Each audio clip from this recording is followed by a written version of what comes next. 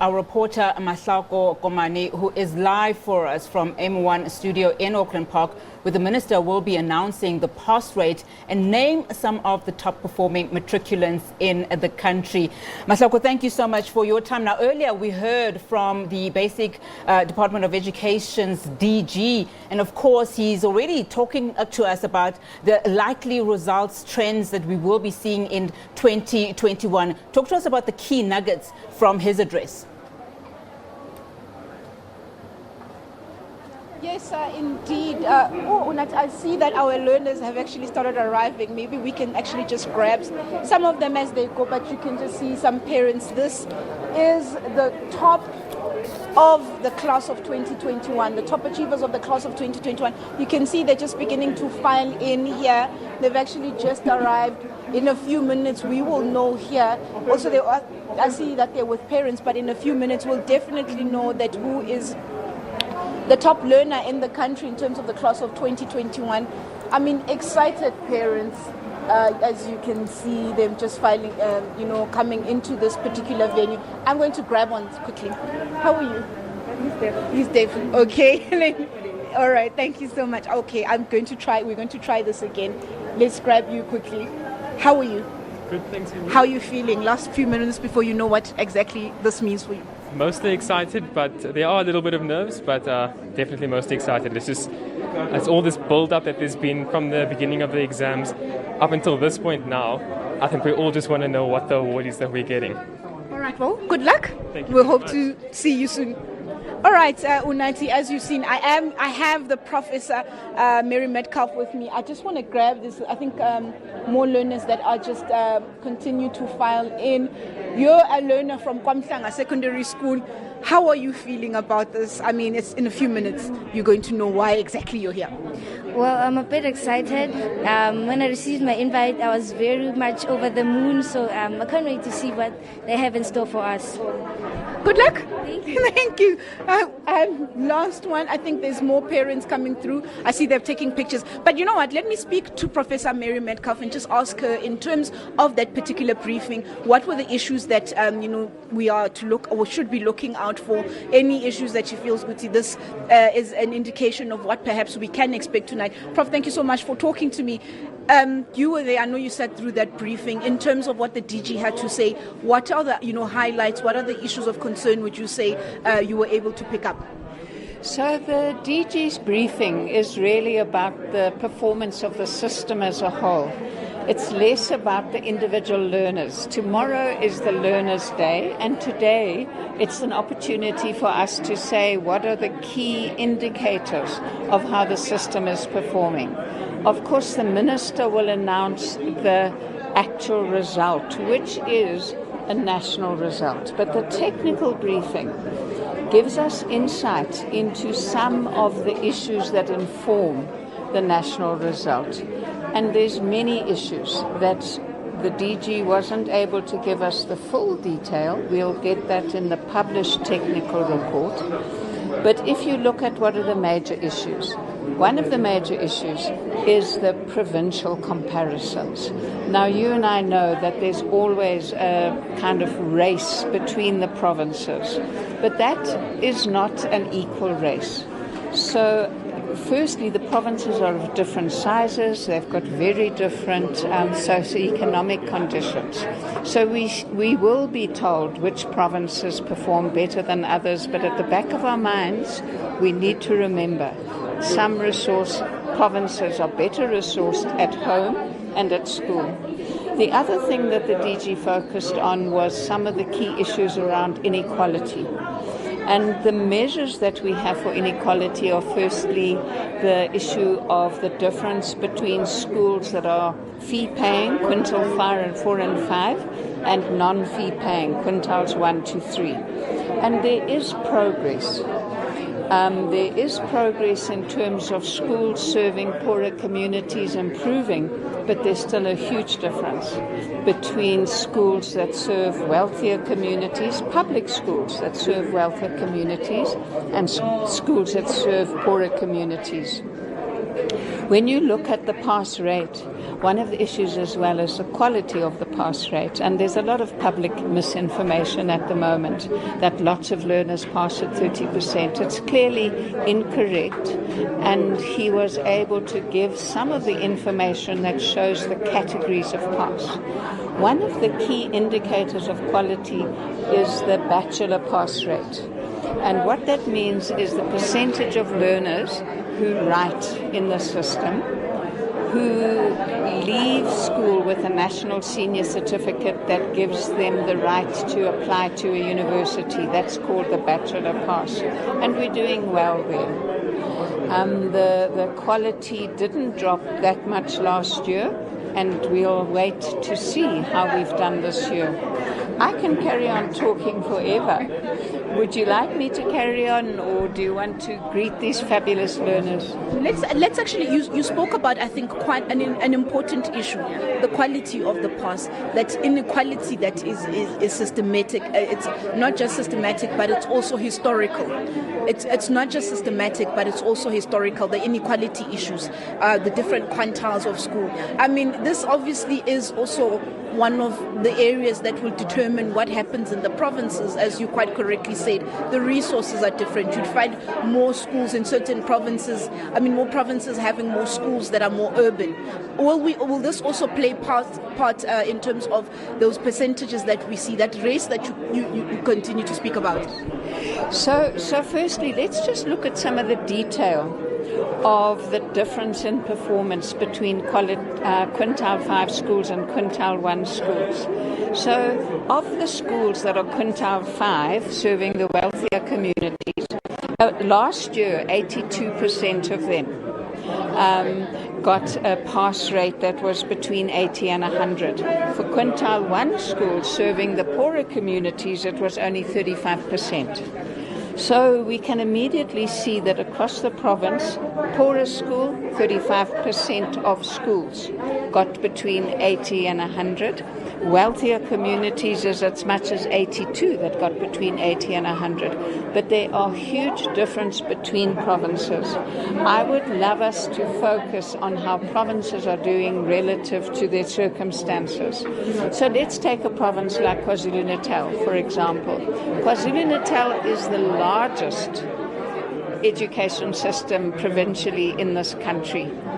The number of learners that write from KZN is about 23%. So the quality of the pass that we get in KZN influences the whole national picture. But KZN has large areas that still carry the infrastructure challenges of the past. Circuit managers in KwaZulu-Natal need to move great distances between schools relative to a province such as Gauteng, which is compact.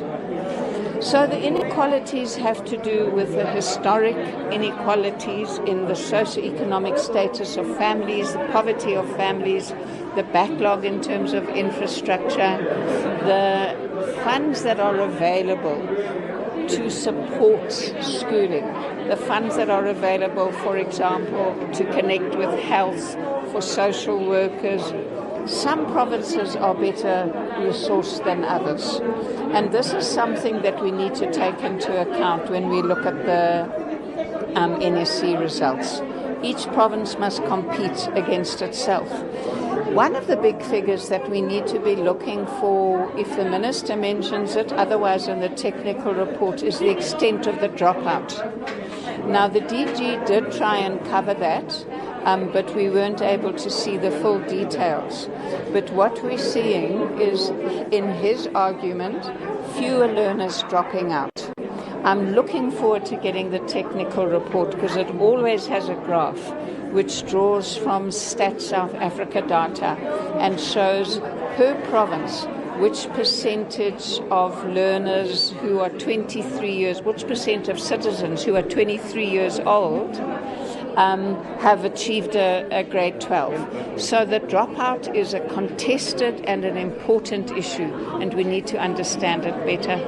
Yes, I mean, definitely you speak on the issue of that competition between provinces, the resources that that provinces should be able to only compete against themselves because they find themselves in the various different landscapes, if you so want to call it, and the various quintiles or schools should also be should only compete against themselves. Would you say that by the end of this evening, we will be able to see to a larger extent how COVID has impacted and has affected results in terms of the various quintiles? In your quintile 5 schools, we know that they quickly moved onto that online learning system, whereas with quintile 1 schools, they're still stuck in rotational learning, whereas their counterparts at the top end of that in the quintiles, most of them have actually been back at school since last year on a full-time rotational basis. Are we going to see those differences come out in terms of the quality of the passes?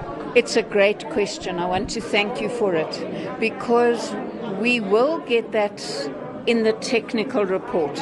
And I hope that all the people providing analysis are able to interrogate precisely what you say. How do we see, under conditions of COVID, where possibly the quintile 5 schools have had more access to, for example, online learning, and quintile 1 and 2 schools probably haven't? What do the results show? We won't get that from the minister's briefing because she's not going to be doing the technical briefing, but we are going to be able to start interrogating that question on the assumption that you've made, I think correctly, that quintile 5 schools will have been able to study much more online last year and this year, because we must remember that the grade 12s of 2021 were in grade 11 in 2020 and they lost at least 3.5 months. It's a lot of time to lose. All right, thank you, Prof. I have a top learner here. I just stole her quickly. Just please step through here for me. Could you give us your name, your surname, and which school you come from? My name is Lynn Mpangane from Kutalani High School in Nelspruit. Okay. Lynn, what are you expecting? I mean, it's in less than about an hour or so. You will know why exactly are you here. Are you hoping? What are you actually hoping for? I'm hoping for the best. I don't know. I'm just hoping to get. The fact that I'm here makes me so happy. I'm already content with this. But if I get more, I'll be even happier and I'll be thankful for that. You know, Lynn, tell me, in grade 11, when COVID hit everybody, in terms of being able to get back into the classroom, how fast were you guys able to get back to school, in terms of the support that you got at school? What happened? They just paint us that picture of what happened. Well, for me, I had an extra school. It was a science school called Kutlanong, so that helped me. But for other learners, we had to learn by ourselves. It wasn't that fast to get into class so quickly, and we had to go on Monday. On Thursday, we had to skip days, so it was very difficult, and we had so little time to catch up. So you actually had extra help. That's, I think, perhaps why grade 11 may not have been that tough. Yes, I had extra help from Kutlanong. That's what helped me. And in terms of, which subjects are you looking at, perhaps you get awards for? I'm looking at accounting and life sciences. Thank you so much, Lynn. Good luck. And I also am joined by another student here. I'll just ask her to just please step in here for me. And I'm just going to ask her, just let her go quickly. Let me ask her the questions quickly because I see that they are calling them back in. They need to be seated. Thank you so much for talking to us. Your name and your surname? Asanda Manyanda Mdlalose. I'm from Betamoya Secondary School in Newcastle, KZN. Yes. And how was it when you received that particular phone call to come for the ministerial breakfast, just to come down to Johannesburg? I was over the moon. I couldn't believe it, but I'm very grateful to be here. And what do you think you've achieved? I don't really know. I don't have any expectations, but I'm just grateful to be here. Thank you so much. Good luck and all the best. And in a few minutes, that particular briefing by the Minister of Basic Education, Angie Mcheka, is going to start. She is, I've seen her walk past. She's definitely in the building. It would seem that everybody is in the building at the moment. We're just waiting for her to commence with that particular speech in a few minutes, to give us an idea of what is it that has happened. But I think quite interesting issues, Unati, that have come out in terms of what was presented in the technical technical report to that issue, that systematic issue of inequality. We did hear Professor Metcalf telling us that the issues that we do need to look at are issues of systematic inequality, issues of what the department has been doing to try and address this, but also saying that provinces should not really be competing against each other. They find themselves in different areas of the country with different resources, with different budgets as well, I suspect. But it will be also quite interesting to analyze and see in terms of the fee-paying and the non-fee-paying school, what have been the the effects of what COVID has in terms of the challenges and how they were able to navigate through this. It's back to you in studio, Unati. All right, thank you so much for that, Mahlako Komane. Of course, Mahlako is at the SABC studios, where that announcement by the Minister of Basic Education, Angie Motshekga, is expected to go underway any moments now, as we've seen excited grade 12 students, of course, so excited coming in there, and they will be awarded, of course, by the Minister. And of course, we are talking about top performing matriculants in the country. Now, Mahlako, before I let you go, very quickly, you spoke about this in terms of what Professor Metcalf said in terms of provinces just competing, with each other. And that perhaps probably stems from what the DG released today in terms of just some of the numbers that are starting to come out in terms of bachelor passes between provinces, saying they're obviously watching KZN and Gauteng very closely, because these are the provinces that have achieved most of these bachelor passes in the national senior certification. Also saying that we are seeing that those distinctions have actually reduced in provinces like Limpopo, as an example. So it must be something that is of concern for the Department of Education. Yes, definitely issues. You're quite correct. Let's go back to the issue of bachelor passes. Say this is an indication of how well the system is doing. That also does speak, as the Prof had explained, it does speak to the issue of the quality of the passes, the bachelor pass, because we know there is that specific barometer in terms of what you are able to achieve, but also importantly what this certificate is able to get you in terms of your future plans. But when she's speaking on the issue of provinces, and you're quite correct when you speak to provinces like Limpopo, where the distinctions coming out of there have decreased. But you also remember that systematically Limpopo is a very rural province in terms of the challenges that they face. Historic, we've also seen that as a province, not necessarily being able to at least go into the top 5. It's been really a struggle for them. I know at one particular year, this was a province where they did have those schools that had gotten that 0%.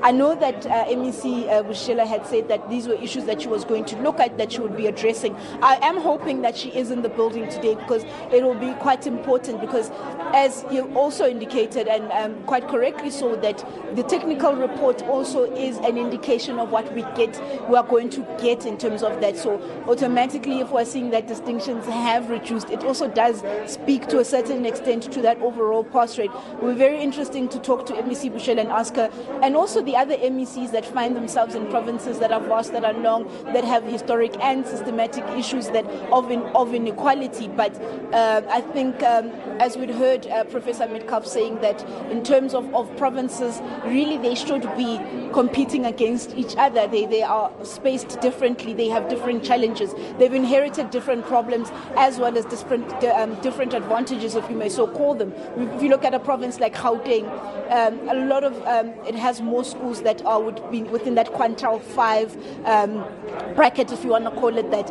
Obviously, that having schools like that where the problems are very minimal and the few schools are able to function, on their own with minimal support from the department, those schools make it easier. The department is then able to focus on other schools where there are challenges. So definitely it will be quite interesting to look at provinces where we do know that there are challenges, but also to see how COVID has affected. Has it really, made that gap wider in terms of the achievements that these provinces are able to do? But also, I think also unpacking them individually will be also quite important, Unati.